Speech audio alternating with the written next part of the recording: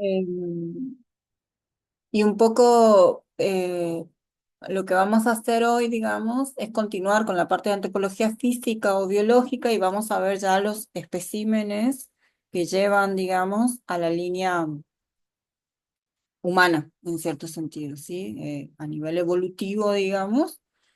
Nosotros en la clase pasada lo que estuvimos viendo fueron los mecanismos que producen la evolución, digamos, cuáles serían esos mecanismos que están eh, acusando y que permiten como que la evolución de una especie, y en este sentido podemos decir que la diversidad es lo que hace, o la recombinación genética es lo que hace tener variabilidad a nivel cromosomático, digamos, o genético, y en ese sentido produce o permite, digamos, la viabilidad en este sentido de las especies, ¿sí?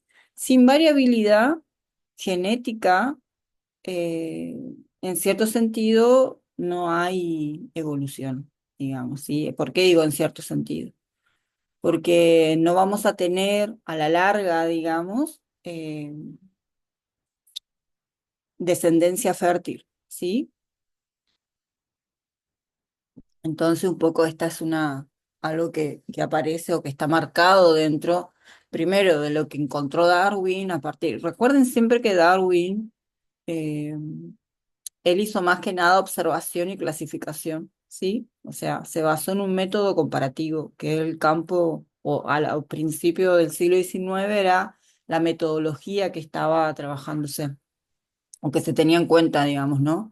Para hacer este tipo de trabajo o el campo científico, a eso voy. Y después, cuando aparece a partir del siglo XX los estudios de Mendel, digamos, que habla sobre justamente la genética y se puede pensar cuáles serían esos resultados probables de la recombinación genética, ahí ya cambiamos, ahí ya sabemos dónde ocurre todo. ¿Por qué? Darwin plantea transformación, cambios y demás, pero no sabe explicar dónde, digamos. Él no sabe dónde ocurre eso. En cambio, cuando aparece el concepto de gen, digamos, a partir del avance tecnológico y demás, bueno, ya estamos como con otros tipos de miradas y en cierto sentido eh, ya hay un avance y ya sabemos dónde está acusando o dónde está sucediendo esto, ¿sí? Esto se da a nivel genético, ¿sí? Y un poco también estuvimos viendo las distintas teorías con respecto al origen de la vida y bueno, cómo llegamos a las teorías evolutivas a partir de Lamarck, por ejemplo, eh, con el transformismo, y a partir de ahí es como que inicia esta mirada de justamente las teorías evolutivas, ¿sí? Y es una de las teorías que hasta el día de hoy no ha sido rebatida, así que es un paradigma científico muy importante en ese sentido, porque ha permitido, digamos, eh, tener en cuenta eh, muchas cosas, digamos, porque ha permitido justamente dar cuenta de esto, de la vida, ¿no? Y en ese sentido, bueno, yo les había comentado que hay lugares, más que nada en Estados Unidos, que son mucho más religiosos o que tienen una doctrina mucho más eh, amparada en la religión, digamos, a nivel de gobierno, a nivel de Estado, y que genera que esté prohibido estudiar evolución, por ejemplo, evolución humana, ¿sí? Que los chicos y las personas tengan acceso a ese tipo de información, ¿sí? Por miedo, posiblemente, ¿sí? Como que lo que no conocemos no provoca miedo, en cierto sentido, y rechazo, por otro lado. Y un poco a partir de ahí, lo que después estuvimos viendo es qué nos hacía, eh, comparativamente hablando, qué elementos poseíamos de manera semejante o qué rasgos, si quieren, capacidades también posee el hombre eh, con los distintos primates, ¿sí? En sentido común, y acá entra la pentadactilia, la mirada estereoscópica, el cerebro mucho más complejo, digamos, en este sentido, la columna vertebral, ¿sí? Eh, Creo que no me olvido de ninguno, son cinco. Y también estuvimos viendo de una forma un poco más detallada, digamos, qué característica presentaba la línea Homo anatómicamente y quizás esta característica más importante o lo que trae este gran cambio aparejado tiene que ver con lo que conocemos como marcha bípeda, ¿sí? O esto de estar parados sobre nuestros dos pies, digamos, y cómo, digamos, se dio esto anatómicamente y cómo no solamente se dio lugar anatómicamente, sino cómo es una adaptación que se fijó, pero que a la vez transformó, si se quiere, todo lo que tenga que ver con el devenir del hombre, ¿sí? Porque vamos a ver ahora, a partir de los distintos, perdón, ejemplares que vamos a ir analizando, digamos, ¿qué transformaciones han tenido? Siempre piensen, y un poco esto yo hablaba con alguna de sus compañeras el día que nos vimos el domingo, que en parte, digamos, como que hay cosas que ustedes están aprendiendo, que son parte y que son parte que a ustedes les van a tomar y que les van a tomar así, pero que en realidad no están así, digamos, ¿sí? Como que en cierto sentido no está tan claro cómo es el proceso, digamos, y qué pasó realmente. Y con respecto a los distintos especímenes que vamos a ver, tengan en cuenta que para yo declarar como a nivel científico lo digo, ¿no? Yo para declarar o incorporar un ejemplar, digamos, dentro de nuestra línea evolutiva, no es que lo hago de un día para otro, o sea, esto muchas veces lleva más de 5 años desde el descubrimiento y todos los distintos estudios que se hacen para otorgarle un nombre y recién ahí después publicarlo. O sea, no es tan rápido, ¿sí? ¿Por qué? Porque generalmente, a ver, antes pasaba primero piensen sobre qué base de datos nosotros, los antropólogos digo, nos basamos para decir que ese resto que nosotros encontramos es o pertenece a la línea humana, digamos, ¿sí? A la línea Homo, por ejemplo. O sea, tenemos rasgos que son claves para entender la evolución. Uno de estos tiene que ver con la marcha bípeda, ¿sí? Si nosotros encontramos, y bueno, y acá también aparece lo que es el resto, las características de ese resto. ¿Por qué? Una cosa es que yo encuentre un esqueleto completo y otra cosa es que yo encuentre un esqueleto parcial y otra cosa que yo encuentre solamente parte del cráneo y otra cosa es que yo encuentre solamente una parte de la cintura pélvica y otra cosa, o sea, ¿sí? eh, depende claramente del hallazgo que yo tenga y cómo lo encuentre, ¿sí? O sea, no es tan simple, ¿sí? O sea, no es que yo encontré esto y ya lo estoy publicando, digamos. No es tan así, no funciona así, digamos. A nivel académico yo tengo que tener ciertas certezas eh, y en este sentido pasan muchas pruebas para declarar, digamos, no es algo tan fácil, digamos, en ese sentido. Entonces, por ejemplo, los laboratorios que trabajan, o los laboratorios más reconocidos que trabajan en el campo de la evolución humana, son laboratorios, unos que se encuentran en Francia, otros que se encuentran en Inglaterra y otros que se encuentran en España. Son equipos de investigación que trabajan, algunos de forma articulada y otros no, eh, pero sí o sí tiene que haber una articulación. ¿Por qué? Porque como que acá entran las competencias, si se quiere, ¿no? Y muchas veces van a ver que de lo que nosotros vamos a ver y cómo está dado en lo que a ustedes les brindaron en la facultad, hoy en día hay modificaciones, digamos, ¿sí? ¿Por qué? Porque se revisa constantemente esa línea evolutiva y en ciertos sentidos como que se acomodan un poco y depende cómo entienda yo qué es la evolución, porque eso por ahí no lo hablamos tanto, pero yo quiero que entiendan algo y me parece como importante apuntar ahí. La evolución no es algo lineal, ¿sí? O sea, la evolución que nos pintaba Darwin, él habla de transformación, eh, como que si le dijeras paulatinas, en esta idea, no sé si ustedes alguna vez han escuchado del eslabón perdido. ¿Escucharon esa terminología que se habla así? No, profe.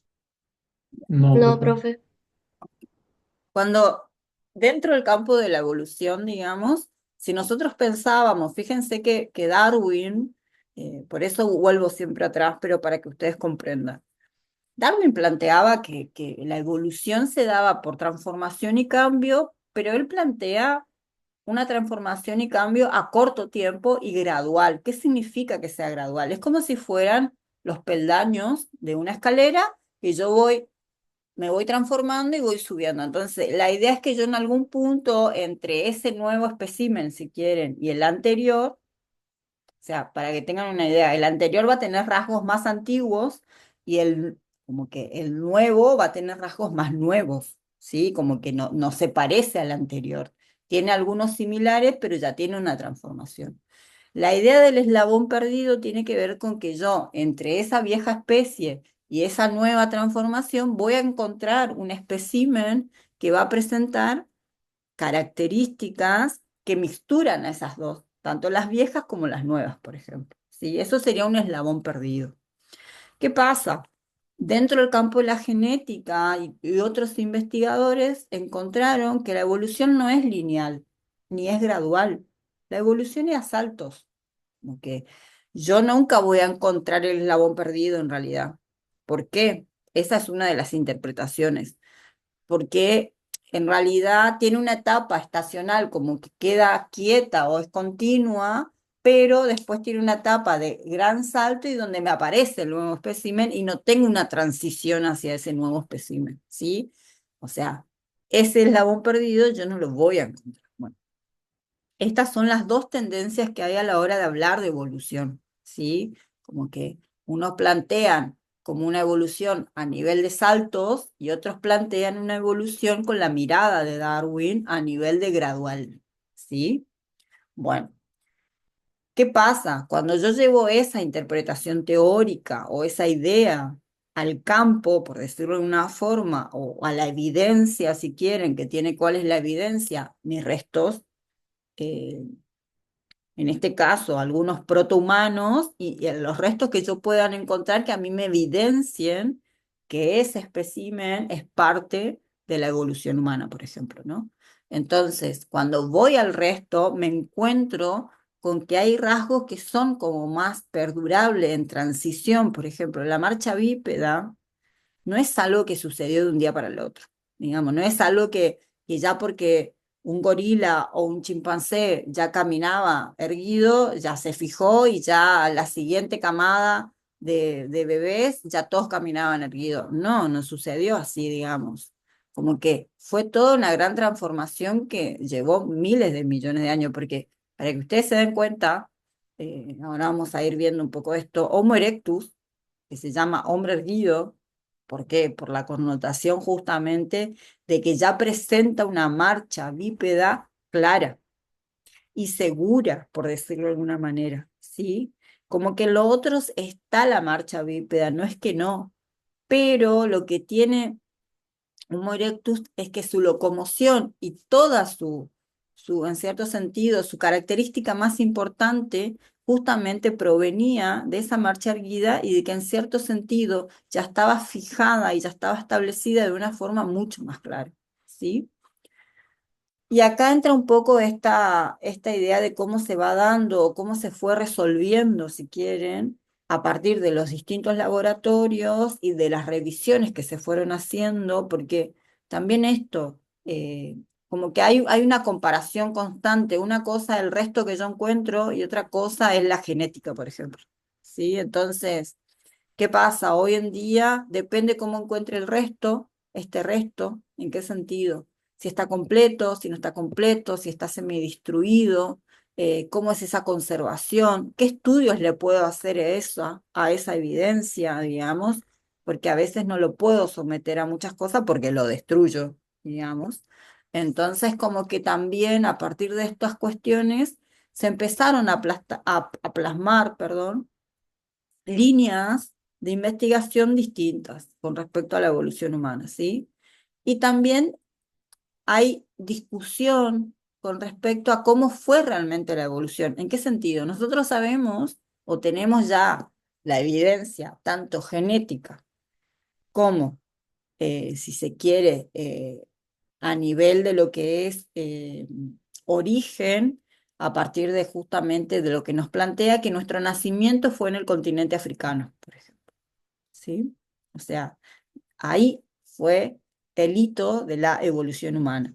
No fue en otro lugar, ¿sí? Fue en África, particularmente en Kenia, digamos, ¿sí? Hacia el este, digamos. O sea, ya está todo localizado y ubicado dónde fue nuestra evolución o de dónde se dio esa evolución. ¿Qué pasa? Cuando llegamos a la especie a interpretar cómo fue que el hombre salió de ese continente y conquistó lo demás, ahí viene la pregunta. ¿Por qué? Para hay algunas líneas de investigación que en realidad plantean que hubo varias oleadas del continente africano hacia el resto del mundo. O sea, ¿qué quiere decir esto? Que salieron más de un espécimen a conquistar el mundo, digamos. Y para otros plantean que hubo una primera oleada, digamos, a partir de Homo erectus, por ejemplo, porque Homo erectus también se llama así no solamente por su marcha, sino que es el primero que sale de África, digamos, y se ubica en zonas estratégicas. Prácticamente hay una irradiación adaptativa con respecto a él y ocupa un montón de o hay, perdón, y esto hay evidencia, digamos, de restos de Homo erectus en Asia, digamos, en Europa, ¿sí? Europa del Este y también Europa Occidental, digamos. Entonces ya no está hablando de una ocupación mayor, como que hay una migración. Entonces acá hay dos líneas evolutivas, una que se llama el origen, el monogenético, el monogenismo o el origen monogenético, que plantea solamente mono es uno, o sea, un único origen, ¿sí? De la especie humana, y por otro lado se plantea el poligenismo, que sería ya la participación de más de una oleada en la evolución humana, ¿sí? Vamos a la filmina. ¿Me están entendiendo hasta acá? ¿Hay alguna pregunta? Sí, profe.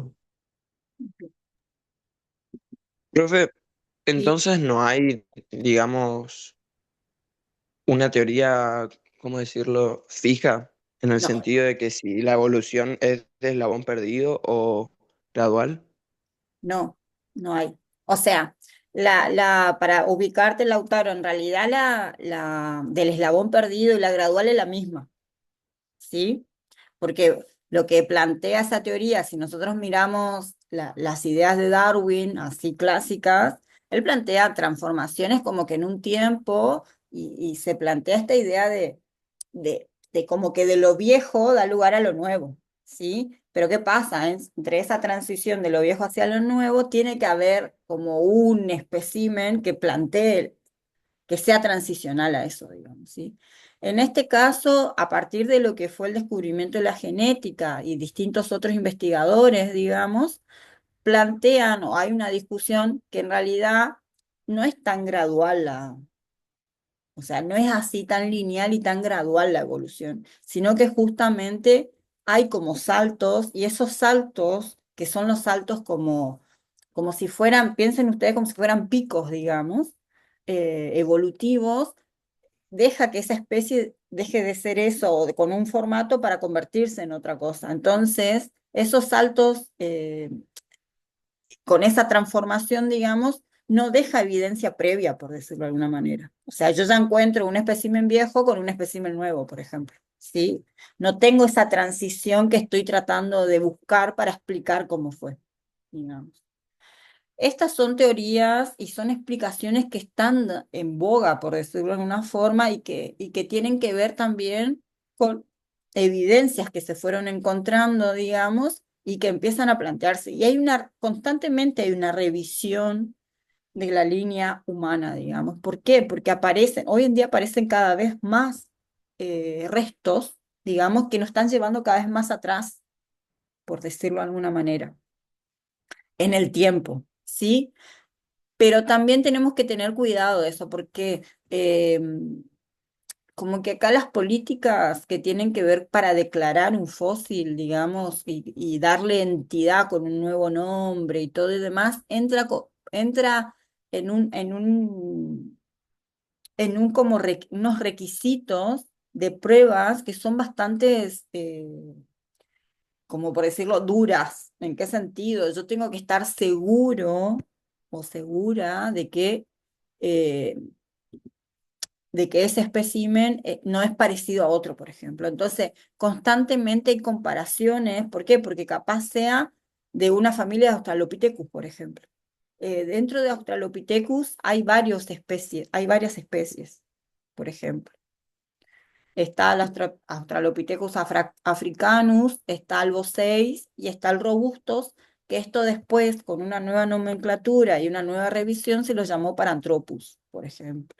O sea, cambió la denominación. O sea, por eso le digo. Y después, cada laboratorio va a interpretar el registro y le va a dar va a armar ese árbol genealógico, si quieren, y le va a dar una impronta. ¿En qué sentido? Para algunos piensan esto, que la evolución, nadie discute, que esto quiero que quede claro, que la evolución sucedió en África. Eso no se discute. Lo que entra en discusión es cuándo salió de África. Y si el que salió era Homo sapiens sapiens, un sapien arcaico, por ejemplo, o era un Homo erectus. Esa es la discusión que hay ahora, digamos. ¿Sí? ¿Quién salió de ahí? Digamos.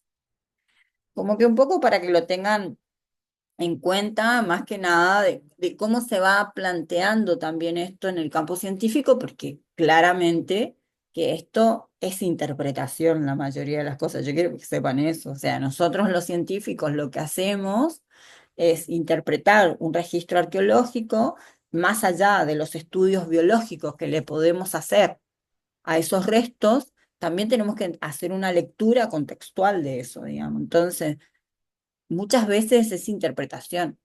De los libros que yo les dejé, Yo soy un mono o de Poblaciones Aborígenes, creo que se llama el de Arzuaga, ellos cuentan la evolución, digamos, y lo cuentan de una manera amena, diría, pero sí es interpretación, porque hay mucha interpretación. ¿En qué sentido? En lo conductual, digamos. A mí, a ver, yo puedo tener evidencia a nivel anatómico que me hable de ciertas conductas, ¿sí? Pero es una hipótesis, digamos, no termina siendo más que eso, una hipótesis y una interpretación de cómo fue esa transformación, qué sucedió en lo conductual. Por ejemplo, cuando el hombre se empezó a preocupar por otro hombre, por los otros, digamos, cuando aparece la idea de cuidado, no está siempre. Primero son animales, puramente, digamos, ¿sí? Y en ese sentido, piensen en el instinto animal, piensen en esa satisfacción que tienen los animales instintivamente, justamente de dar respuesta a esas necesidades biológicas, ¿sí? Para muchos antropólogos, la cultura aparece. Hay una antropóloga en particular que se llama Margaret Mead, que ella plantea que cuando el hombre, o sea, ¿por qué? Porque hay una evidencia muy fuerte de un resto que es un espécimen que sufrió una ruptura de pie, digamos, y que en realidad no murió por esa ruptura de pie, murió viejo. ¿Qué pasa? Esa ruptura fue soldada, por ejemplo. Entonces, ella plantea que la idea de cultura aparece cuando alguien lo cuida a esa persona, porque esa persona, para que sobreviva en un mundo inhóspito, como puede ser ese mundo de la selva, digamos, tuvo que haber recibido cuidado, porque con un accidente como tuvo con una pierna rota, no hubiera sobrevivido solo, digamos.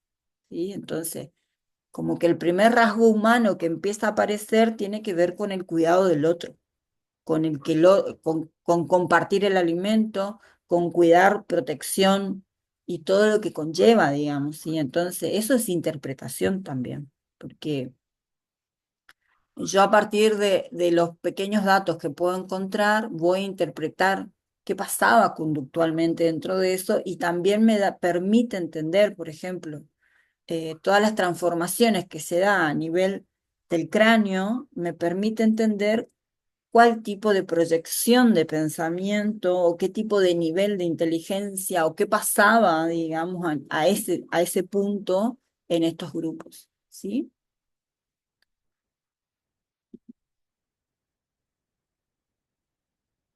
Primero que nada, cuando hablamos de homínidos, hablamos de primates que pertenecen al orden homínida, que sería el ser humano, ¿sí? Esta es como la familia nuestra, digamos, los homínidos, que responden justamente a todo el grupo de espécimen que pertenecen a la línea humana, ¿sí?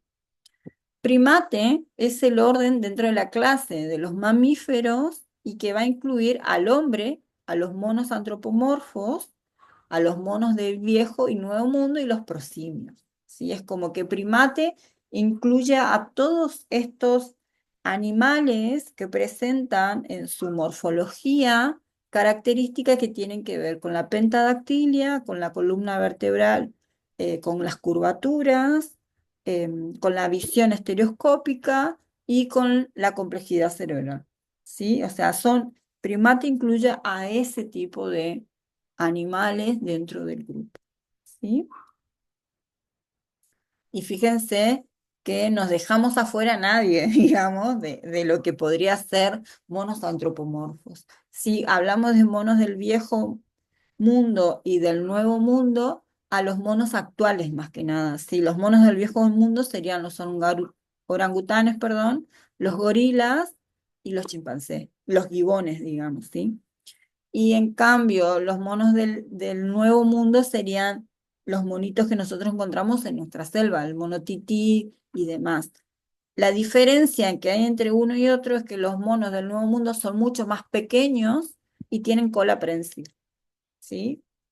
Digamos. Y también tiene un rasgo a nivel craneal que tiene que ver cómo se ubican los ojos, en cierto sentido. Bueno, esto de monogenismo y poligenismo era lo que le venía contando y acá se desprenden dos teorías o dos hipótesis.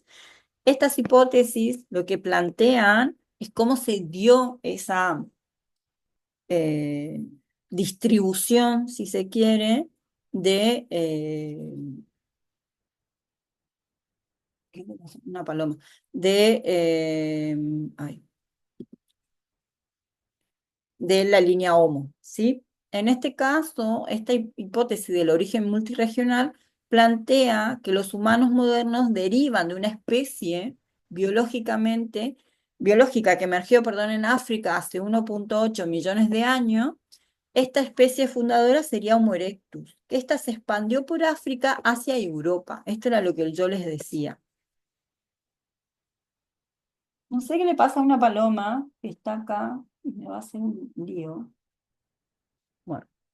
Estas variaciones geográficas de Homo erectus, ¿en qué sentido variaciones geográficas? Porque esta es la primera especie que, según esta teoría, sale de África y ocupa Asia y Europa, digamos, y en este sentido, como que en estos espacios, en estos distintos contextos geográficos, va a dar lugar, digamos, a un fenómeno llamado continuidad regional. ¿En qué sentido? Van a evolucionar en estas áreas geográficas que son similares y distintas, pero mantienen identidad, pero van a empezar a aparecer una transformación dentro de estas especies que muchas veces va a dar lugar a que de esa especie en estos lugares se derive otra, ¿sí? En ese sentido lo dice. Ahora vamos a ver un dibujito que por ahí explica un poquito mejor, ¿sí? Y la otra hipótesis que sería el monogenismo, tiene que ver con el origen único o salida de África, donde acá ya se plantea que el hombre moderno apareció recientemente y se produjo a partir de una evolución de hombres arcaicos y que ocurrió en África. O sea, son Homo sapiens arcaico, llamado así, hace aproximadamente 200.000 años, ¿sí? El hombre moderno apareció en África y desde allí inició esta dispersión por todo el continente y fue sustituyendo a todas las poblaciones homínidas preexistentes, ¿sí? Fíjense que esto lo que plantea justamente es otro tipo de mecanismo, porque este Homo arcaico que sale de África ya, en cierto sentido, lo que va a hacer es ocupar estos nuevos territorios y va como que en cierto sentido eliminar, digamos, esta idea de sustituir tiene que ver con eso, a estos grupos preexistentes, ¿sí? Este sería como los dibujitos que aparecen y que están puestos. Este es el modelo multiregional que lo que plantea una sola salida de Homo erectus de África, por ejemplo, en distintas, a ver, oleadas, por decirlo de alguna manera, que va a provocar que ocupe África, Europa, Asia y Australia, y en estos continentes o en estas regiones va a seguir la evolución de esta especie. Pero ¿qué pasa? Va a dar lugar, digamos, a otros especímenes que van a continuar con una característica regional. ¿Por qué? Porque acá tenemos ambientes distintos, ¿sí? O como que va a seguir la evolución en estos lugares, ¿sí? Y de Homo erectus llegaríamos a un Homo sapiens. Eso es lo que dice, a partir también de todos los otros especímenes que pueden dar lugar dentro de esa evolución, ¿sí? En cambio, la salida única de África o el origen único de África, fíjense que plantea un origen desde un Homo erectus que sale como un hombre arcaico, en cierto sentido, y que va sustituyendo a los demás, y son varias oleadas. Porque esto lo que implica, en cierto sentido, o esta idea de pensar, digamos, es que son varias oleadas que en cierto sentido sale un Homo arcaico y ocupa, digamos, los distintos continentes y sustituye a los demás. ¿Sí? Las evidencias de estas, ¿cuáles son? Hay sitios, por ejemplo, en Israel, en la zona de Israel, donde se han encontrado, digamos, superposición de Homo sapiens con Homo neanderthalensis, por ejemplo, ¿sí? Como que parecería que han convivido, digamos, en este sentido. Para que tengan una idea, Homo neanderthal fue un espécimen que durante toda su existencia, recién ahora creo que hace menos, quizás unos 30 años que empieza a pensarse en el valor que tenía, digamos, ¿por qué lo digo? Porque previo a esto se pensaba que fue justamente un error más o menos de la propia evolución, digamos, porque era el famoso espécimen que decía el hombre de las cavernas y que en cierto sentido era brusco, era tosco, como que pensaban que era un caso perdido, por decirlo de alguna manera, pero hoy en día es uno de los que mayor se está estudiando porque era un espécimen que vivía de una manera cazadora-recolectora óptima, digamos, donde tenía una anatomía en cierto sentido particular. ¿Por qué? Porque era muy alto en proteínas, donde prácticamente era un espécimen que no sufrió enfermedades, digamos. Entonces, uno de lo que se le está mirando a nivel evolutivo para analizar o entender eh, nutrición, salud, digamos, y un montón de estilo de vida, si se quiere, para entender qué pasó. Uno, qué pasó, y otro para tomar de ejemplo, por ejemplo, a partir de nuestras poblaciones actuales. ¿Sí? ¿En qué sentido? Ustedes saben hoy en día, digamos, y ustedes lo pueden saber por el estilo de vida que llevan o que conocen y también por qué los volcó a estudiar kinesiología, digamos, ¿sí?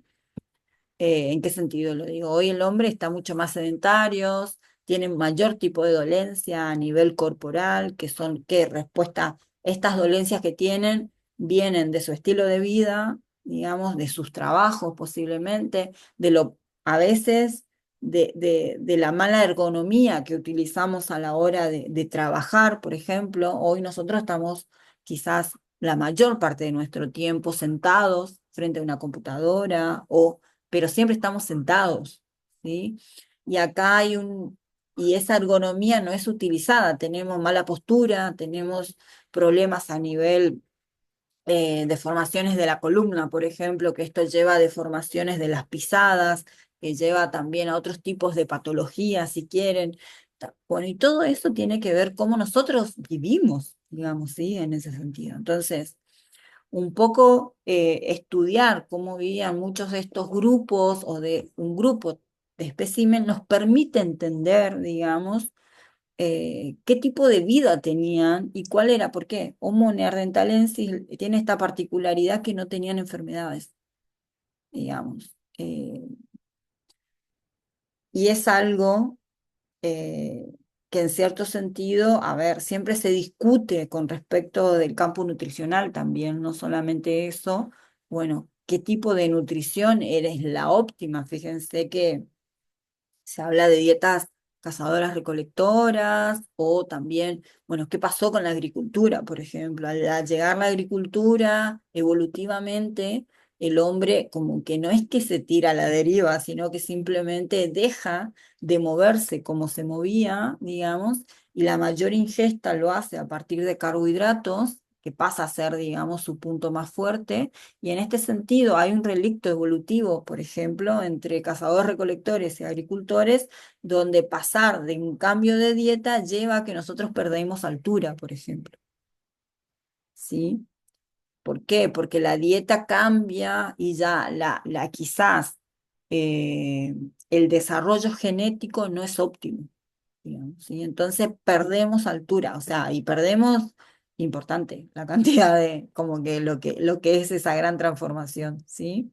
Bueno, fíjense cómo está relacionado todo y un poco esto, lo que ustedes están por ser, por decirlo de alguna manera, como profesionalmente, también van a ver un cuerpo que acusa, digamos, evidencia de una vida, digamos, cómo yo estoy usando mi cuerpo, cómo he usado mi cuerpo, digamos, a través de los años y qué tipo de importancia tiene a nivel esto, o sea, a nivel de salud y también qué significa, digamos, eh, ¿qué podemos evidenciar con respecto a nuestra vida? Fíjense que ustedes, el otro día hablaba con una de sus compañeras, eh,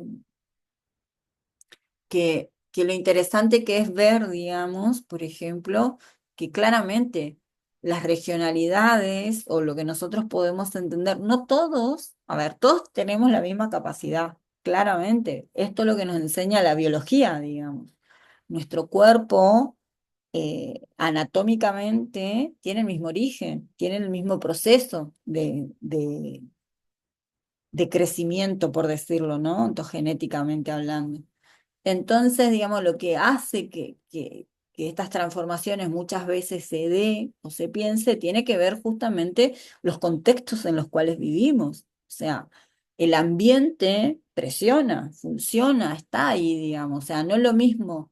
A ver, yo puedo hacer CrossFit o ser experta, por ejemplo, en algún deporte, pero no es lo mismo hacer ese deporte ya acostumbrada dentro de Chaco, por ejemplo, donde tenemos altas temperaturas, donde prácticamente estamos sometidos a una radiación solar plena, constante y con grados cada vez más altos, digamos, a que me vaya a hacer CrossFit a Buenos Aires, por ejemplo, o a otro lugar, digamos, al sur, digamos. O sea, quizás si esa persona del sur viene a entrenarse acá y algo le vaya a pasar, digamos. ¿Por qué? Porque esa adaptación biológica y que tiene que ver con el contexto ambiental es distinta. ¿Sí? Entonces, todo esto acusa o está dando vuelta. Y también tiene que ver con la historia de vida de ese individuo y qué ha hecho con su cuerpo, digamos, en cierto sentido, ¿sí? No sé, eh, muchas veces a nosotros, a ver, no nos están enseñando cómo, a ver. quizás un poco sí, lo digo, pienso por ahí en algunas escuelas que a veces te plantean cómo sentarte, ¿no? Cómo estar sentado en el pupitre y demás, o en el banco y demás. Pero no es algo que vemos cotidianamente que alguien te hable ergonómicamente de cómo es tu tarea. Por ejemplo, el año pasado yo trabajo en la facultad, en una oficina, y el año pasado vinieron chicos que eran kinesiólogos de la universidad, digamos, del Nordeste, así que, y ellos nos dieron clase de la pausa saludable, por ejemplo. ¿Y qué era la pausa saludable? Era como nosotros estábamos 8.000 horas o bastantes horas sentadas frente a la computadora y escribiendo y demás, o lo que tengamos que hacer dentro de un área de oficina. La pauta saludable era enseñarnos cómo activar, digamos, el cuerpo en cierto sentido y qué tipo de posturas tenemos que tener a la hora de sentarnos frente a la computadora y también como que hacer una pausa en el sentido de estiramiento, de elongación, de cómo hacer como más llevadero esa tarea, por ejemplo, ¿no? Y es súper importante. Yo tengo compañeras, capaz que son más chicas que yo y otras quizás no tanto, pero tampoco son muy grandes, que por ejemplo no pueden hacer una flexión de tronco, digamos, y porque no llegan al piso. O sea, que dice, bueno, y es porque capaz que no hay un hábito de hacer esas cosas, o sea, eso también se aprende, son hábitos, digamos, ¿sí? Pero es súper importante también escuchar, y ustedes van a estar como, más allá que usted me dice, bueno, no solamente miran un cuerpo, o miran una dolencia, o miran una patología, miran una persona, digamos, que tiene una historia de vida, y que esa historia de vida la sienten en su cuerpo, o sea, es respuesta quizás a muchas cuestiones que es como yo me acuerdo que, bueno, yo viví en España un tiempo y estaba trabajando allá a nivel arqueológico y nunca me había pasado eso, pero una vez vino una persona que estudiaba las ergonomías en los trabajos, o sea, ¿a qué hablo con ergonomía? Ergonomía tiene que ver justamente con como la armonización o la utilización del cuerpo a la hora de trabajar, pero como que se miran optimizaciones, digamos, ¿sí? ¿Cuál sería lo adecuado para realizar esa tarea y evitar menos dolencias, por ejemplo? Y a mí nunca me enseñaron a excavar, o sea, no tuve a alguien que me dijo, che, para excavar y tenés que estar tanto tiempo sentada, tenés que hacerlo metodológicamente de esta manera. Por ejemplo, arrodillada, o sea, y esto es lo que cuesta, arrodillada, que significa, generalmente usamos almohadillas para arrodillarnos ahí y usamos constantemente un cucharín de obra y vamos rascando la tierra, digamos, todo dependiendo cómo estamos excavando, digamos. Y aunque ustedes crean, esa práctica trae dolencia al cuerpo. Yo tengo tendinitis crónica en las dos muñecas, digamos. ¿Por qué? Por este movimiento, digamos, ¿sí? Y en ese sentido, me acuerdo que mi postura para excavar era totalmente despatarrada, o sea, tenía una pierna en un lado y la otra en otro, como que para mí era cómodo, digamos, pero ergonómicamente hablando no era cómodo, porque a la larga o la corta mi posición iba a involucrar a mi cuerpo e iba a provocarme a futuro ciertas dolencias. Lo mismo pasaba con la muñeca, entonces nos habían dado un montón de ejercicios, digamos, para fortalecer y para relajar, digamos, después de excavar, porque nosotros estamos horas haciendo este movimiento, digamos. Entonces, todas esas cuestiones son interesantes también de ver o de analizar. Parece que me fui de tema, pero no, estamos dentro de ciertas cuestiones que hacen un poco a la evolución humana, ¿sí? Bueno, volviendo acá, vamos a ver los primeros homínidos. El primero que fue encontrado y que dio lugar un poco al pensar la evolución humana tiene que ver con Australopithecus, ¿sí?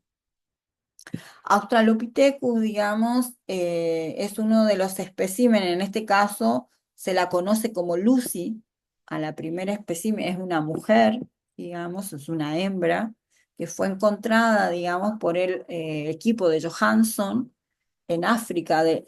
Y en este sentido presentaba ciertas características que tienen que ver justamente con una marcha bípeda. Ahora vamos a ver los restos, algunos de ellos, para entender un poco por qué hablamos de esto. Fíjense, esto es claramente que es una interpretación de cómo podría haber sido la cara, el cráneo, digamos, y en este sentido todavía presenta, digamos, un cráneo o una cara bastante simiesca, ¿sí? Bueno, característica de Australopithecus. Vivió en este y sureste de África hace 4,5 a 1 millón de años, digamos. Características generales, un cerebro pequeño. Acá vemos que va de 350 centímetros cúbicos a 450 centímetros cúbicos. ¿Por qué tiene esta variación? Acá vamos a encontrar que los distintos especímenes tienen diferencia o dimorfismo que tienen que ver a nivel sexual. O sea, vamos a encontrar rasgos en machos mucho más grandes que en hembras, ¿sí? Por eso se habla de dimorfismo sexual, ¿sí? El cuerpo de aspecto simiesco, los miembros superiores son más largos que los inferiores, por ejemplo, todavía eso no está adecuado, digamos. La postura es erguida y hay una marcha bípeda, ¿sí? Dentadura, presentan pequeños caninos premolares mucho más grandes con una amplia capa de esmalte. ¿Qué significa esto?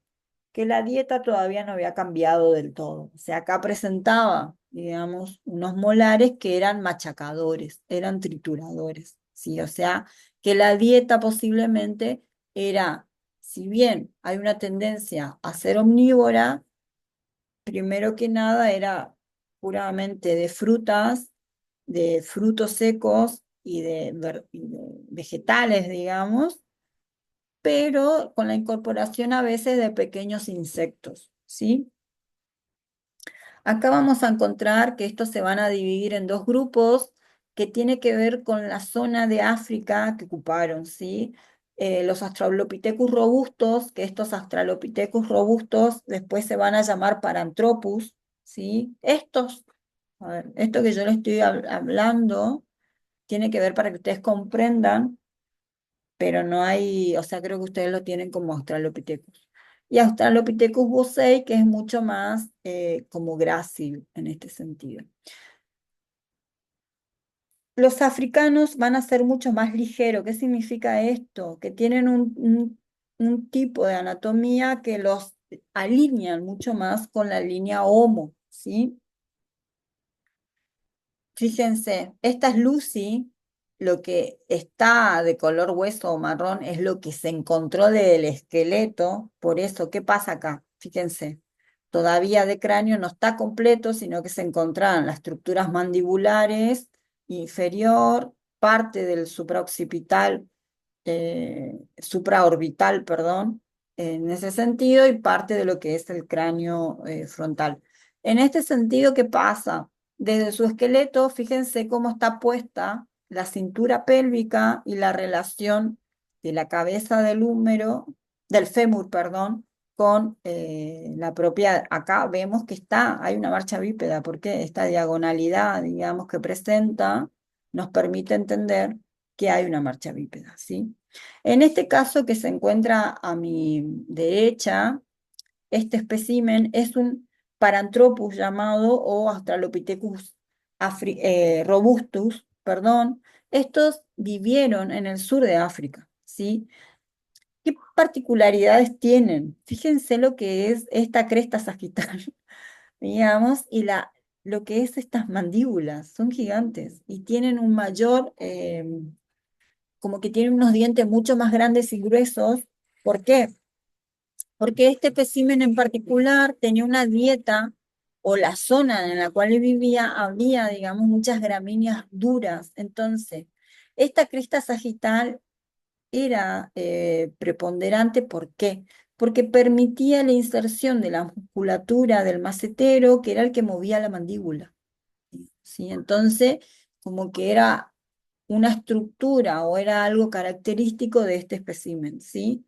Fíjense que este es mucho más grande, como más robusto a nivel craneal que lo que puede ser Lucy, ¿sí?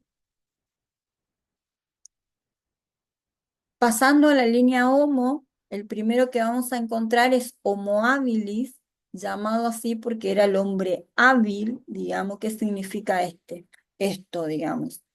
Va a ser el primer relicto de la línea humana, digamos, que hacía o tenía una tecnología, ¿sí? Porque, por eso es el hombre hábil, digamos, ¿sí?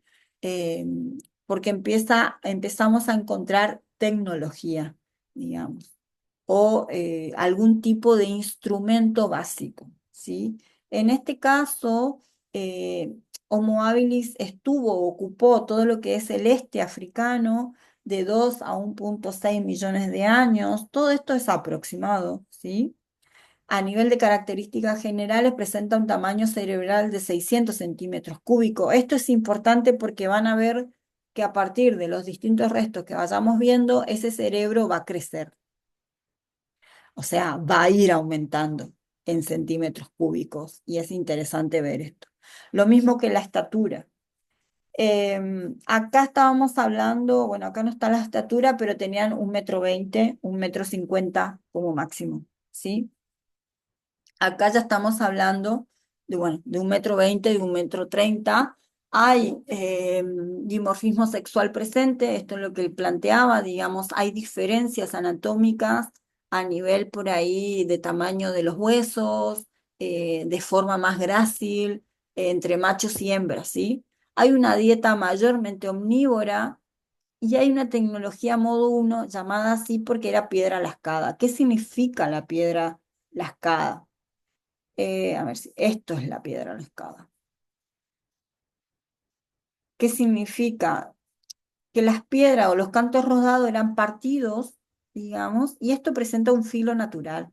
Y este filo era utilizado para rasgar, digamos. Homo habilis no caza. Homo habilis es oportunista. ¿Qué significa esto? Que es un depredador oportunista, o sea, encontraba fauna muerta o un animal muerto y lo que empieza a hacer es un descarte. ¿En qué sentido? Prueba la carne cruda, pero le resulta como asqueroso, no, no tanto el asco, sino que le resulta indigerible. Y primero y segundo piensen que ese animal que está muerto está en un estado de descomposición. Así que posiblemente esas carnes le hacían mal, o sea, estaban podridas. ¿A qué iba, digamos? ¿A qué iba con esto? Lo que le permitía a este instrumento era rasgar o raspar, digamos, el cuero y raspar la carne hasta llegar al hueso. Homo habilis se hace como les diría, especialista en comer el tuétano, la médula del hueso. Lo que nosotros podríamos encontrar hoy en el caracú, por ejemplo, que es toda esa, eh, como que ese material muy enriquecido a nivel proteínico, digamos, y que es como de una materia gelatinosa, digamos, que está dentro del hueso. Eso era lo que empezó a comer, digamos. Y eso fue algo que le disparó, o sea, no sé cómo explicarlo, pero es algo que hizo su magia, digamos, y era algo que empezaron a consumir de manera cada vez más como que acusada, podría decirlo, ¿sí? ¿Qué le trajo esto? Acá piensen, digamos, acá hay mucho para pensar y por ahí yo les voy a dejar... eh, entre paréntesis, un video, digamos, de unos investigadores que dentro de los videos de evolución, creo que es el más divertido, con eso le digo todo, pero está bueno. Es una experimentación que hace un divulgador científico, que es un periodista, digamos, español, con el antropólogo, un antropólogo, no es Arzuaga, pero es el colega Arzuaga Carbonell, y lo que ellos hacen, buscan el último europeo, se llama así la serie o la película, es un documental, dura muy poquito, y lo que hacen es ir atrás, bueno, y van contando las distintas características de los especímenes y tratan de recrear un poco la vida en África de estos grupos, ¿sí? Es bastante interesante y es uno de los más, como les diría, no tan aburrido video de evolución, porque es como que los otros son como más tediosos muchas veces. ¿Qué podemos agregar de Homo habilis? En este sentido, fíjense cómo, si se quiere, empieza a haber una transformación del cráneo, ¿sí? En referencia a lo que podía ser esto, ¿sí? Como que sigue, tenemos una cara simiesca todavía, sí, piensen en esto, mandíbula, hacia adelante, hay un prognatismo mandibular, tenemos este torus supraorbitario como que bastante saliente, digamos, en ese sentido, todavía tenemos malares grandes, o sea, hay cosas por transformar, ¿sí? Como que el cráneo es lo último que se transforma. Sí viene creciendo a nivel de lo que podría ser esa centímetros cúbicos de cerebro, ¿sí? Hay un crecimiento, hay ciertas transformaciones que son, eh, como les diría, características, y en este sentido la dieta es importante, porque se piensa que ellos comían, esa interpretación es la que se hace, que ellos comían una nuez de un árbol característico y esa claramente para llegar a la semilla o para llegar justamente a lo comestible de esa nuez tenían que romperla, digamos. Entonces es como que hay una similitud de romper con romper el hueso y encontrar eso, el tuétano, ¿sí? Pero era lo más característico. Hay una variación de Homo habilis que aparece en el lago Rudolfo de África, justamente en Kenia, que se llama Homo rudolfensis y que presenta una cara más aplanada y alargada y unos caninos más largos y esmalte más gruesos de los molares. Esta variación, ustedes creo que la tienen en el paper, por eso la puse yo, apareció a partir de, es todo Homo habilis, pero es una variación como regional, ¿sí? Conviven, digamos, en cierto sentido. Que esto es lo que empieza a aparecer cuando se revisa, digamos, los restos completos y como que se revisa toda la línea evolutiva y empiezan a ver estas divergencias o estas posiciones que tienen que ver con que se plantea que son rasgos distintos, ¿sí? Y generan otro tipo de especie mucho más regional o con ciertas características que hace que empiecen a tener otra nominación, ¿sí? Homo ergaster, Homo ergaster es como un Homo erectus, ¿sí? Homo ergaster conviviría o daría lugar a lo que sería Homo erectus, ¿sí?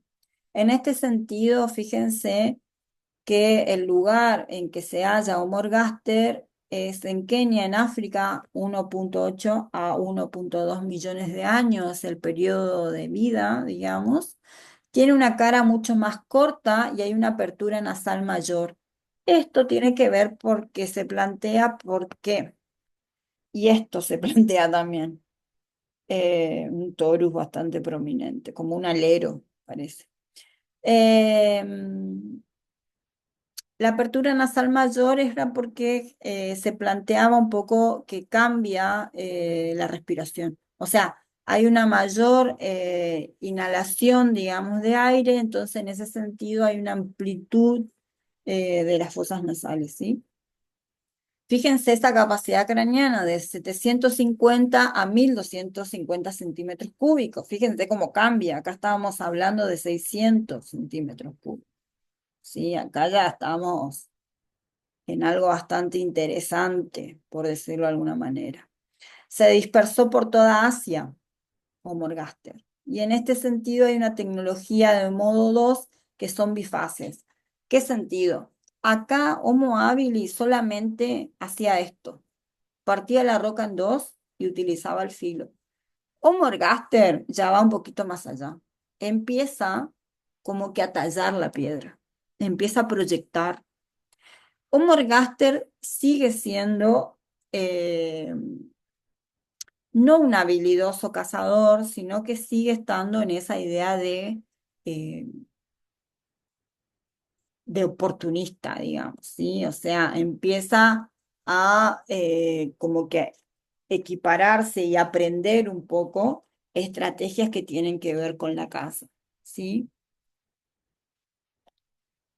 Pero piensen que para cazar yo tengo que tener muchas cosas, no solamente capacidades, sino que también tengo que tener esto. Yo para poder plasmar como que un instrumento en un núcleo de piedra, tengo que tener, habla de depredadores de los cuales se tienen que defender. Sí, exactamente. O sea, hablo de depredadores en qué sentido. Ellos generalmente lo que hacían era, bueno, el hombre es un depredador, ¿sí? Pero había otros depredadores que lo comían al hombre. Entonces, en este sentido podemos hablar de leones, de carnívoros más que nada, ¿sí? Eh, entonces, en ese sentido, lo que él hace es como oportunista. ¿Por qué? Porque como que estaba pendiente o veía, digamos, a cómo actuaban estos depredadores, que puede ser un león, puede ser un tigre y demás, y en cierto sentido, una vez que ellos se satisfacían, ellos iban por la presa, digamos, ¿sí? ¿Qué pasa? Todavía no se anima un poco la casa. Sí, como que acá hay todo un desarrollo, porque esa capacidad craneana está cambiando. Y esto tiene que ver con esto, tiene que ver con cómo yo empiezo a generar instrumentos, ¿sí? O sea, cómo proyecto, digamos, cómo yo en mi cabeza, que hago una proyección, como que me imagino la punta o el objeto que yo quiero hacer de ese núcleo. O sea, es totalmente un avance complejo y bueno, una capacidad impresionante. Esto va a dar lugar, Homo erectus, acá fíjense, el hombre erguido se llama en cierto sentido, habitó o estuvo, digamos, entre 1,8 millones de años a 300.000 años, presentan la misma capacidad craneana que Homo ergaster, ¿sí? Estos fósiles fueron descubiertos en Asia, Indochina y en África, ¿sí? Vivían en cuevas, en abrigos rocosos, conocían el fuego, lo dominaban pero no lo creaban. Acá tenemos algo mucho más interesante. ¿En qué sentido lo digo? Homo erectus ya ocupa otra forma y otro territorio y tiene otras capacidades, digamos. El hecho de que ya con una tecnología de herramientas podemos pensar que son cazadores. ¿Qué pasa? Descubre descubre el fuego de manera accidental y eso también les puedo decir que es interpretación. ¿En qué sentido es interpretación? O sea, imagínense como que tenemos que utilizar una imaginación bastante, un poco forzada y un poco no. ¿En qué sentido lo digo? Imagínense que hay un incendio forestal natural, producto de un rayo, producto de algo como suele suceder a veces. eh, y en ese sentido, como que este hombre no entiende qué es eso que está apareciendo ahí, que tiene un color naranja y que si lo toca se quema o le hace daño, digamos, ¿sí? Entonces, como que muchos plantean que hablan de una referencia como si fuera algo mágico, un dios, pero también piensen que no está del todo elaborado eso, porque no lo entienden, digamos, no saben qué pasa. Lo que sí corroboran es que los animales que ellos pasan y veían que cambiaba, digamos, de una zona que había sido incendiada, por ejemplo, o que había estado el fuego, cambiaba, digamos, de aspecto y si habían animales que habían quedado en el fuego, los rostizaba y ellos llegaron a probar ese alimento y les gustó. Como que ahí era como mucho mayor preferente el hecho de comer carne, digamos, ¿sí? Porque esa carne tenía otro sabor, digamos. Y acá aparece esta idea de empezar a dominar el fuego. ¿Cómo es la dominación del fuego? Ellos no lo pueden crear, pero lo pueden dominar. ¿En qué sentido? Le daban ramitas o trataban de mantener ese fuego prendido, ¿sí? La llegada del fuego fue un cambio trascendental, digamos, porque no solamente permitió otros tipos de artefactos, porque piensen que así también, como hay un montón de minerales o de rocas eh, que son difíciles de tallar, algunas, al estar en contacto con el fuego, son mucho más maleables. Digamos. Entonces, hay un cambio de la utilización del fuego para todo. No solo, a ver, como abrigo, ¿en qué sentido? Ellos vivían en abrigo rocoso, en cuevas o a veces a la intemperie. Entonces, un fuego me permite que tener protección, o sea, ilumina esa oscuridad por un lado, como que ahuyenta, si se quiere, a los animales más salvajes o más feroces, digamos en este sentido, o los que compiten conmigo, si quieren, y permite la cohesión social. ¿En qué sentido? Todos Toda esa población, ese grupo se encuentra alrededor del fuego y empieza a darse una comunión de cosas, empieza a darse el hecho de proyectar, empieza a darse la comunicación en el sentido quizás a nivel más gutural, a nivel de sonidos dispersos, que tienen que ver con que, cómo yo le cuento al otro, digamos, que quiero hacer una trampa para cazar. O sea, digamos. Entonces, ¿cómo yo le cuento al otro cómo hacer estas puntas, por ejemplo? O sea, todo esto se daba alrededor de ese fuego, pero también piensen que empezó a habilitar un montón de otras capacidades que tiene que ver con esto. ¿Cómo yo le cuento a un otro que no hablamos? Piénsense en esto, no hablamos. Quizás nuestra comunicación es muy rudimentaria a partir de las miradas, a partir de los gestos, a partir de un sonido que tenemos que codificar, porque si yo te digo ay, vos tenés que entender qué quiero decir con el ay, digamos, ¿sí? Entonces, o sea, piensen todo esto porque es mucho, pero a la vez presenta cierta complejidad maravillosa que tiene que ver con el hecho de ser hombre, de ser humanos, cómo nos fuimos desenvolviendo. Digamos, entonces, ¿cómo yo le cuento a ese otro que quiero hacer un arma o que quiero hacer una punta?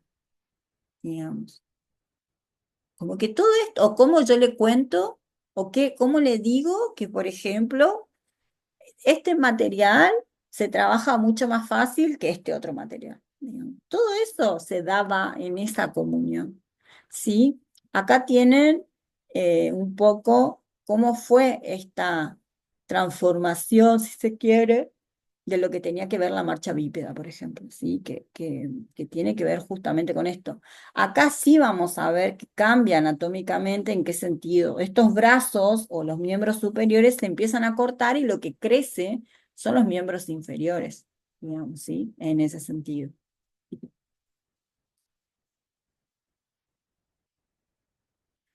En realidad, Martín, no, Gonzalo, es tu nombre, perdón. Todavía, digamos, el hecho del habla es muy posterior, ¿sí? Porque lo que se plantea, digamos, es que primero hay sonidos como guturales, como si fueran sonidos sueltos que eran codificados para alarma, por ejemplo, algún tipo de animal que era peligroso, depredador, tenía un sonido, ¿sí? Y como que empieza todo de manera primero gestual para después pasar a un habla, ¿sí? Como que recién hay restos hay un Homo neanderthalensis que encontraron en una cueva y que lo encontraron completo y, a ver, el huesito que determina el habla o que puede pensar, que nos puede hacer pensar que hay un habla, digamos, es un huesito que se llama, eh, creo que no sé si no es la glotis o demás, que es un cartílago en realidad. O sea que dentro de los registros arqueológicos eso desaparece, ¿sí? Pero ¿qué pasa? En este resto que lo encontraron completo, encontraron como fosilizado ese hueso en particular y se plantea que sí posicionaba la lengua de una forma y la laringe y la faringe de otra que permitía, digamos, el habla, ¿sí? El origen del habla tiene otra historia, por decirlo de alguna manera, que tiene que ver con distintas teorías y que tienen que ver más que nada como que Chomsky dice que nosotros tenemos a nivel genético ya insertado, por decirlo de alguna manera, una capacidad para aprender, ¿sí? El tema está en explotar esa capacidad, digamos.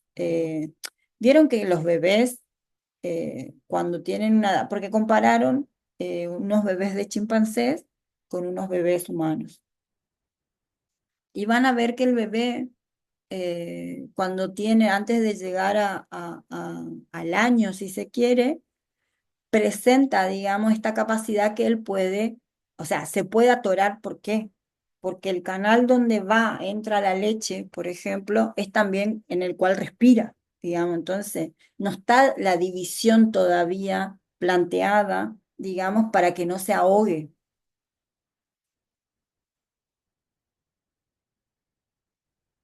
Sí, se puede decir eso también. Ludmila dice, si se puede decir que el dominio del fuego originó el habla. Sí, el dominio del fuego originó muchas cosas. Originó una nueva alimentación, que no es menor, digamos, porque originó la cocina. La cocina es algo cultural, no es algo, eh, como que no es algo innato, ¿sí? La cocina es algo cultural. Es como que a partir de que aparece el fuego se empiezan a aprovechar un montón de alimentos que antes capaz no se preferían porque estaban crudos, porque eran duros, porque eran amargos, y al aparecer el fuego empieza a utilizarse para un montón de cosas. O sea, aparece el tema de hervir cosas, por ejemplo. ¿Cómo servía? A partir de hacer un pozo en las rocas, digamos, llenarlos de agua y ponerle piedras calientes.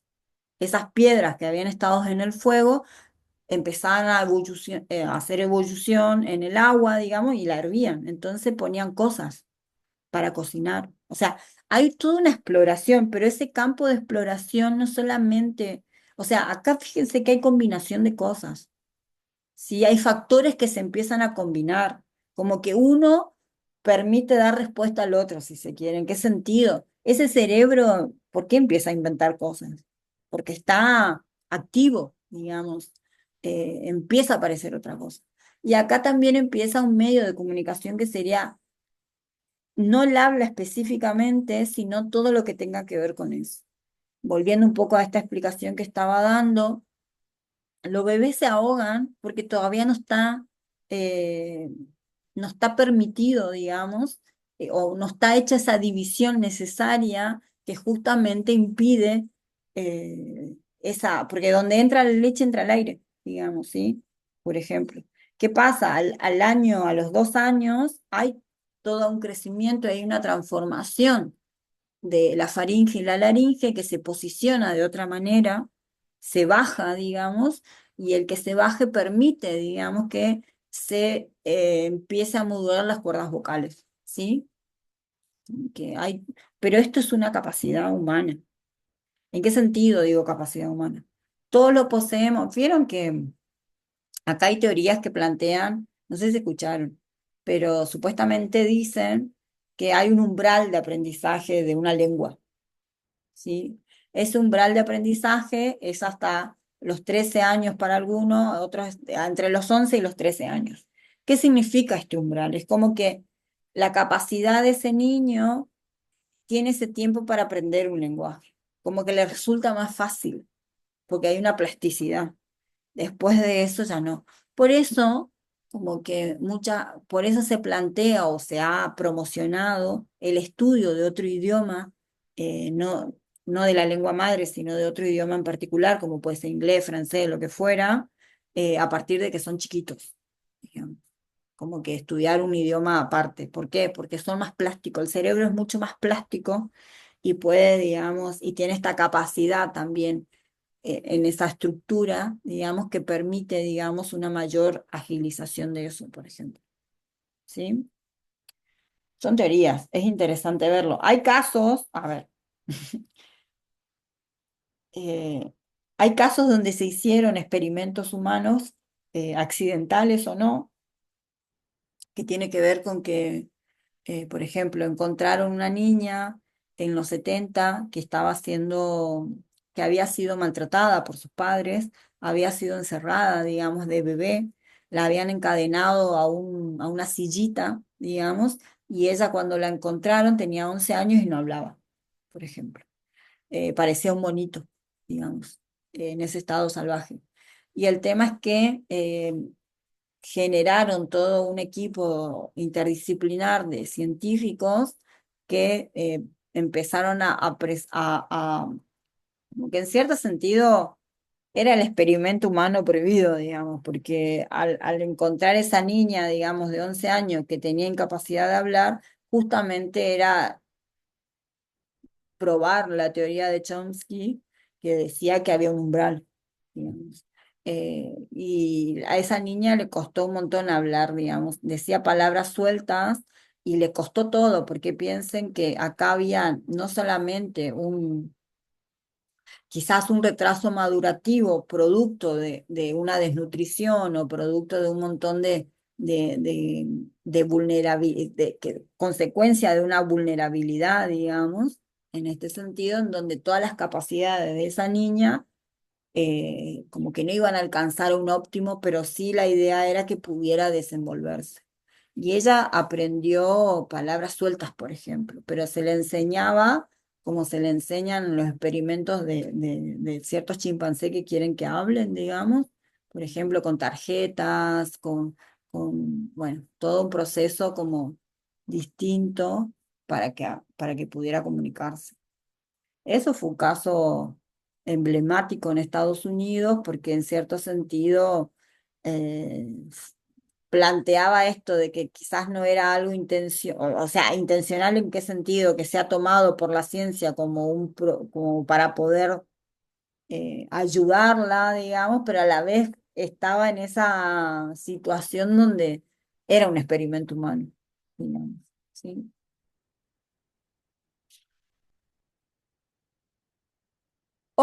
Acá vamos a ver, yo los puse como Homo sapiens arcaicos porque era como se los conocía, pero este Homo heidelbergensis aparece en España, en Europa, digamos. O sea, se plantea que de este Homo erectus, que conquistó, digamos, Asia, Indochina y África, en cierto sentido, de ahí va a dar lugar a un Homo, acá es cuando ya se empieza a dividir, digamos, y va a dar lugar a un Homo heidelbergensis, que en este sentido es mucho más regional, y donde tenemos, fíjense, una capacidad craneana de 1000 a 1100 hasta 1400 centímetros cúbicos, o sea, importante, ¿sí? Una dispersión de Europa, norte de África, no se sabe porque en Europa sí se encontraron yacimientos, pero hay duda de haberlo encontrado en otro lugar. Una estatura, fíjense cómo empieza a ganar estatura, de 1,60 m a 1,85 m. Acá hay dimorfismo sexual, ¿sí? Peso entre 60 y 100 kilogramos, ¿sí? Una bestia, digamos, en este sentido. Tecnología de modo 2, puntas de lanzas, raederas, bifaces. Generalmente los instrumentos, como para que ustedes tengan una idea por qué los nombres, tienen nombre a la funcionalidad que van a hacer, o cómo se usan esa función que tiene el objeto, digamos. Puntas son puntas de lanzas, raederas significa porque raen, o sea, raspan. Piensen que ya Homo erectus, primero, presentaba a nivel conductual el hecho de que hacía sus viviendas, no solamente cazaba, sino que utilizaba de ese animal el cuero para vestirse, por ejemplo, para armar las casas, o sea, ya hay un aprovechamiento de un montón de cosas, o sea, empieza a haber rasgos culturales o de vestimenta o de cuidado y demás que nos hablan de muchas otras cosas, ¿sí? En el caso de Heidelbergensis también, o sea, las raederas eran instrumentos que le permitían raspar los cueros, limpiarlos, utilizarlos de otra manera, y los bifaces. Fíjense que la cara es lo último que se transforma. Esto, o sea, cuando hablo de cara hablo de esta fase, ¿sí? Generalmente se piensa que este torus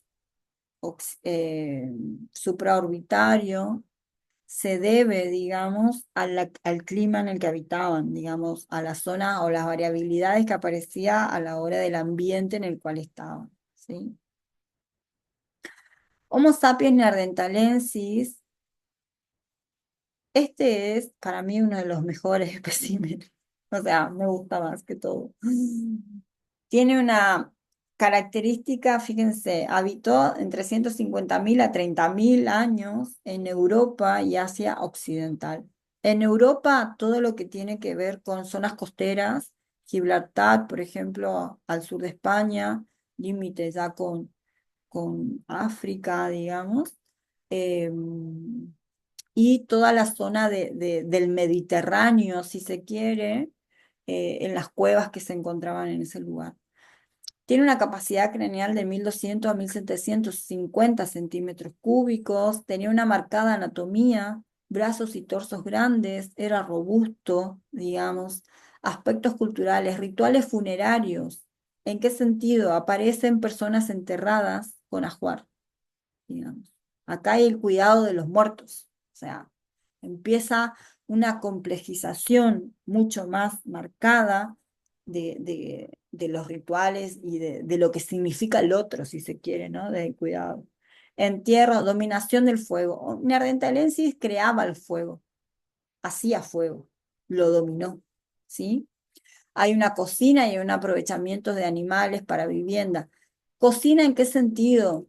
Ya empieza a aparecer todo lo que es el ahumado, el asado, bueno, eso el asado ya estaba, pero por ejemplo, el ahumado, la conserva de alimentos, eh, el caso de Homo sapiens neanderthalensis, habitas lugares donde empieza a hacer mucho frío, donde hay nieve, son inhóspitos los lugares. Entonces, aprovecha también la nieve.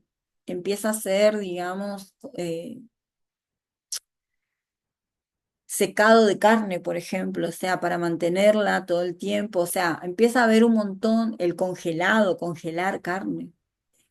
Y hay una cuestión, ellos consumían no tanto animales, generalmente estaban en la casa de lo que podría ser el bisonte, mastodonte y demás, digamos, y utilizaban, digamos, los restos de animales para las viviendas y las vestimentas, pero consumían muchos productos de mar, ¿sí? Moluscos, pulpos, centollas, todo ese tipo de cosas, y por lo tanto tenían todo un aparatajo de elementos, por ejemplo, tenían agujas, tenían anzuelos, o sea, todo lo que sea para sobrevivir o pescar, digamos, ¿sí? En ese sentido. Todo hecho de animales, ¿sí? Acá ya aparece una tecnología de modo 3 llamado así por lo complejo, digamos, que tenemos puntas, lanzas, arpones, anzuelos, utilización de diversos materiales para elaboración de herramientas, ¿sí? Fíjense que acá todavía no vamos a esta eliminación de todo lo que es la protuberancia mandibular, porque justamente, si bien por la alimentación, digamos, piensen que el fuego hace que, como les decía yo, que muchos alimentos se vuelvan más procesados, porque puedo masticar de otra forma, no tengo que hacer tanta fuerza, entonces ya no necesito tantos dientes grandes, digamos, o con mucho esmalte, ¿sí? Entonces hay una evolución dentaria también que viene acompañando. Todavía aparecen algunos rasgos, pero esa dentición ya empezó a cambiar, ¿sí? Y ya cuando llegamos a Homo sapiens sapiens, nos vamos a encontrar con que, bueno, primero que nada, la característica que tenemos es que conquistamos todo el planeta, o sea, no quedó nadie. Como que en ese sentido arrasamos, digamos, ¿sí? Tenemos 0,1 millones a la actualidad, la tecnología cada vez más compleja, digamos, porque piensen que a partir de lo que podíamos ver acá, Homo neanderthalensis, todo esto empieza a ser aprovechado de otra forma. O sea, ya acá podemos encontrar todo lo que sea arpones a propulsión o cosas a propulsión, boleadoras, por ejemplo. ¿Qué significa propulsión? Generalmente las lanzas que eran lanzadas, digamos, se le empezó a poner un accesorio que permitía hacer un sistema de propulsión para que fueran más lejos, ¿sí? Aspectos culturales, aparece el habla, estrategias bien planteadas para la búsqueda de alimentos. ¿En qué sentido? Cazadores-recolectores. O sea, ya hay una sistematización en este sentido de lo que podría ser un trabajo colaborativo, ¿sí? Hay arte mobiliario, ¿en qué sentido? Artes que pueden ser llevados de un lado al otro, digamos, como estatuillas, pequeños dibujos, aparece el arte rupestre, el arte parietal, digamos, donde se pintan las cuevas, hay rituales, hay una complejización impresionante de lo que tiene que ver con justamente la vida, por decirlo de alguna manera, ¿sí? A nivel característico, ¿qué podemos encontrar que sucede? ¿En qué sentido? Anatomía, aparece el mentón, la barbilla, digamos, como más pronunciada, ¿sí? Y hay una desaparición de, por decirlo, hay un alineamiento de la cara, de lo que es la nariz, con la boca, en el sentido que toman la misma línea, ¿sí? Como que desaparece el prognatismo característico, ¿sí? Em, Después pueden encontrar variaciones que hacen más que nada a regionalidades, ¿sí? En ese sentido. ¿Tienen alguna pregunta hasta acá o algo que quieran? No, profe. ¿Quedó más o menos claro? ¿Se entendió? Sí, no, sí, se entendió bien. Bueno, por ahí es un poco tedioso, lo entiendo, porque encima si nunca vieron esto es como chino, es como esto, pero es como complejo, pero traten de tomar características que sean más puntuales. Generalmente nosotros, cuando trabajamos este tipo cuando hablamos de evolución, los que tomamos son claramente, yo tomé solamente los especímenes que ustedes le pedían y tomé, digamos, aquellos también que marcaban una ruptura o un corte. En este caso tienen que mirar como dato las capacidades craneanas, la estatura, digamos, y sí, y el tipo de características anatómicas que son las que van marcando el salto o el cambio, por un lado, y las tecnologías se aparecen, ¿sí? Porque esos justamente hablan del desarrollo cerebral. Eh, yo lo subo generalmente al Classroom, Salomé, ahí va a estar el Power, los otros están ahí también, ¿sí? Ahí es donde... Profe, ¿sí? a mí me quedó una duda. O sea, de la línea Homo, ¿es como que van evolucionando, por así decirlo? ¿O tipo son distintos y No, desaparecieron esos? Y nosotros salimos del Sapiens Sapiens. en realidad son evoluciones, son antecedentes nuestros, pero son evoluciones que dan lugar a otro y desaparecen después, ¿sí? Ah, ok, el único que queda es el Sapiens Sapiens. Como nosotros, sí. Ah, ok, claro. Vale. Exacto. A ver, siempre hubo confusión en esto, Ana. No, no, está bien tu pregunta, no te preocupes, porque, por ejemplo, siempre se pensó que una línea muerta era Homo neanderthalensis, porque como se pensaba que en realidad él habitó zonas que eran bastante características, que eran inhóspitas más que nada, y que no dio lugar a nada, por ejemplo, que se extinguió, ¿sí? Pero hay sitios arqueológicos donde se plantea una convivencia de Homo sapiens como con Neanderthals. Es más, hay estudios genéticos hoy en día de poblaciones europeas que como rasgo genético presentan líneas o presentan marcadores neanderthalensis en su genoma, digamos, o sea que no es que no participó en nada, digamos, por decirlo de alguna manera, ¿sí?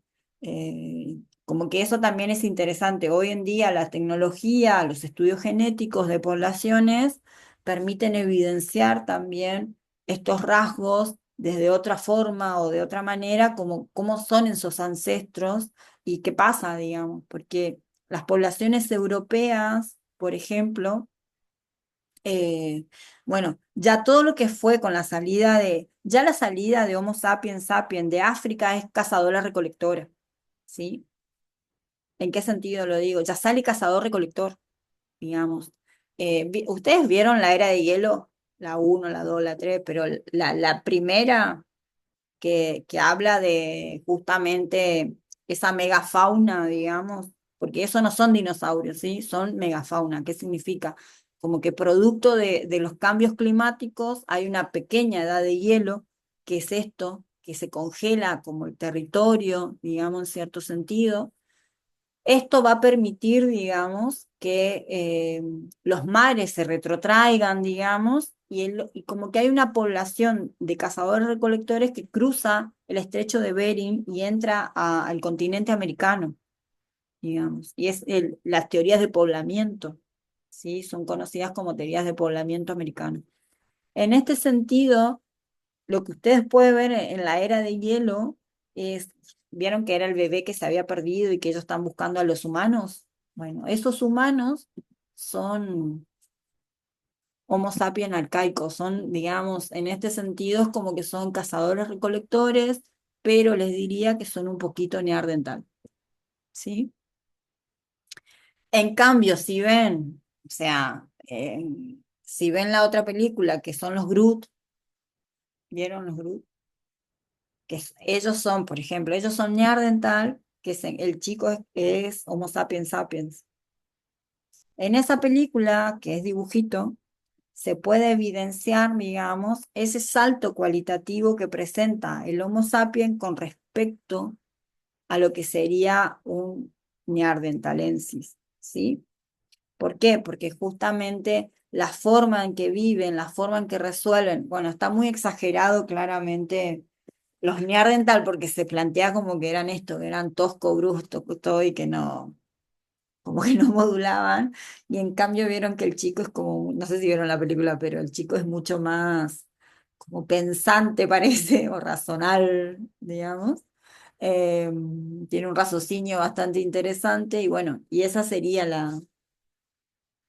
esa transición, ¿sí? Porque supuestamente convivieron. Eh, Hay casos, que esto entre paréntesis se los digo, eh, como para que lo sepan como dato color si quieren.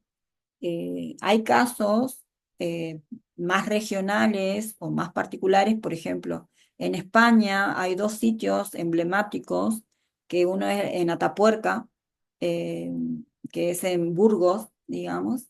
El sitio se llama La Cima de los Huesos, donde se encontraron, por ejemplo, restos de Heidelbergensis y otro espécimen que se llama antecesor, ¿sí? Donde hay prácticas caníbales, por ejemplo, como que presentan estas particularidades que tiene que ver justamente con estas competencias. Y bueno, y el tema de la antropofagia o estos rasgos de canibalismos no son, a ver, no son los únicos que hay, digamos, como que constantemente se plantea actos caníbales, ¿sí? Como que de especies que han sido atacadas una tras una, entre una de ellas y una la caza y la come, digamos, es eso. Pero eso es un dato de color. Bueno, bueno, ah, si no hay preguntas, nos vemos, porque vieron ya que empezaron a despedirse acá. Eh, pero si no hay más dudas, preguntas y demás, eh, terminamos por hoy. ¿Sí? Dale, profe, chao. Bueno, profe, chao, gracias. Chao, Profe, profe, chao. nos vemos. Nos vemos.